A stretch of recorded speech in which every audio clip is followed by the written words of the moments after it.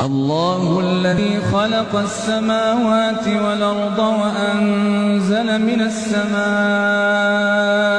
ماء فأخرج به من الثمرات رزقا لكم وسخر لكم الفلك لتجري في البحر بأمره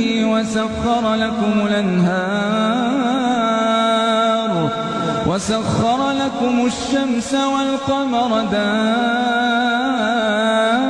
دائبين وسخر لكم الليل والنهار وآتاكم من كل ما سألتموه